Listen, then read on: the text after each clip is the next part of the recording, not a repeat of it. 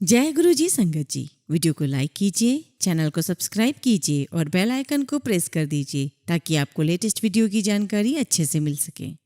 जय गुरु जी, शुक्राना गुरु जी, सारी संगत को जय गुरु जी।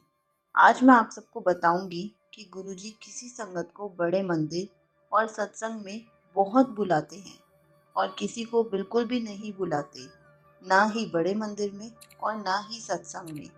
ऐसा क्यों है? संगत जी, ये बात सच है कि गुरु जी किसी संगत को सत्संग में या बड़े मंदिर बहुत ज़्यादा बुलाते हैं और किसी संगत को सत्संग में या बड़े मंदिर बिल्कुल भी नहीं बुलाते। पर एक बात बताओ, जो संगत बड़े मंदिर जा रही है वो तो बहुत सारी ब्लेसिंग्स लेकर आ रही है, और जो संगत बिल्कुल भी नहीं जा पा रही, ये भी तो हो सकता है संगत भी जाने के लिए एफर्ट्स ना कर रही हो। गुरु जी ने हमें अपनी संगत बनाया है, हमारा हाथ थामा है।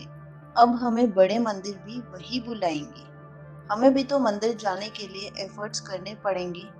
अब हम एक जगह बैठ जाएं और बोलें, गुरु जी आप तो हमें मंदिर बुला ही नहीं रहे हो, तो कैसे चलेगा?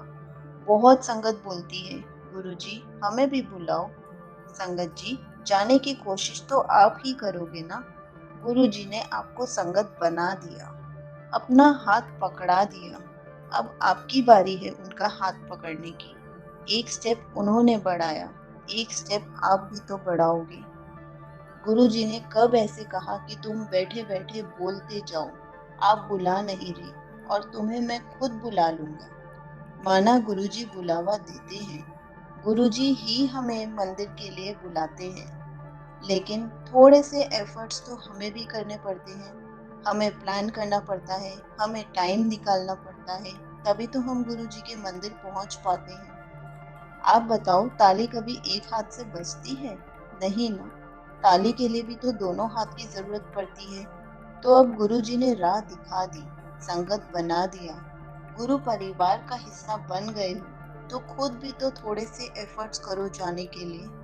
जैसे कि एक एग्जांपल देती हूँ, अगर हमारा प्रोबेशनरी ऑफिसर के लिए एग्जाम है और हम बिना पढ़े बोले, गुरुजी सब आपके हाथ में है, पास कर देना, आपसे ही सारी उम्मीद है, आप लास्ट उम्मीद हो मेरी, पास होते ही आपका सत्संग कराऊंगी, भोग लगाऊंगी। गुरुजी मैंने पेन भी आपसे प्लेस कर लिया है, सब गुरुजी पर डाल दिया, पर आप पढ़ना तो भूल ही गए।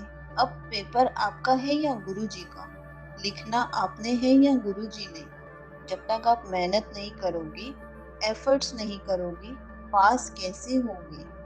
गुरुजी बोलते हैं, मेहनत करो मैं तुम्हारे साथ हूँ। ये नहीं बोलते कि बिना पढ़े मैं तुम्हें पास करा दूंगा। एफर्ट्स हमें ही करने पड़ते हैं।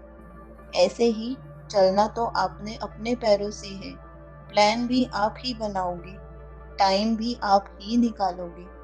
गुरु जी ने राह दिखा तो दी, एफर्ट्स तो करो जाने के लिए। पास में कोई सत्संग है, अब सोचते रहोगे मुझे बुलावा नहीं आया तो कैसे जा पाओगे?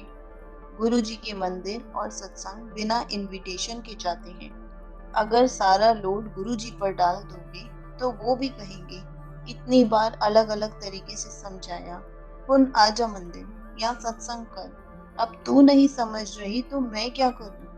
गुरुजी आपको आंसर्स देते हैं, समझाते हैं। समझना तो आपको ही है कि गुरुजी किस तरीके से समझा रहे हैं। चलो, अब जो जो मंदिर नहीं गए हैं या सत्संग नहीं गए हैं, जल्दी से होकर आओ और खूब सारी ब्लेसिंग्स लेकर आओ, क्योंकि एफर्ट्स आपको ही करने हैं। लेकिन हाँ संगत जी, बहुत कम संगत के साथ ऐसा होता है कि वो जाने के लिए रेडी हो जाती है पर जा नहीं पाती, उनका प्लान कैंसिल हो जाता है।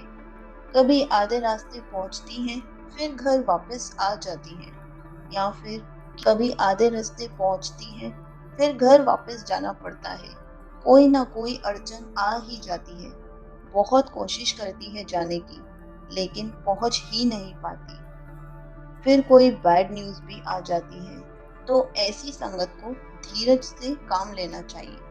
कभी कभी हो जाता है ऐसे, पर कोई बात नहीं, गुरु जी के टेस्ट में पास भी तो होना है। कोशिश करना मत छोड़ना। अनलिमिटेड प्लान्स बनाते रहना कि गुरुजी आप नहीं मान रहे, आप बुलावा नहीं दे रहे, मैं भी आकर ही रहूंगी। ऐसे टेस्ट भी पास हो जाएगा, आपकी कोशिश भी सफल हो जाएगी, आप मंदिर भी पहुंच जाओगे और गुरुजी भी हैप्पी हो जाएंगे कि आखिर तूने टेस्ट पास कर ही लिया। तू मेरी पक्की संगत है, हार मानने वालों में से नहीं है। हमें हमेशा पक्की वाली संगत बनना है जो गुरुजी को दिल से माने। भीड़ वाली संगत नहीं बनना है जो एक बार आई और फिर पूछती है गुरुजी कौन है। चले जाएंगे गुरुजी के पास, कोई बात नहीं। ऐसा बिल्कुल नहीं करना, दिल से मानना है गुरुजी को, पक्की वाली संगत बनना है। गुरुजी हमारा टेस्ट ले रहे हैं तो हमें भी उनको पास होकर दिखाना है। जय गुरुजी, शुक्राना गुरुजी।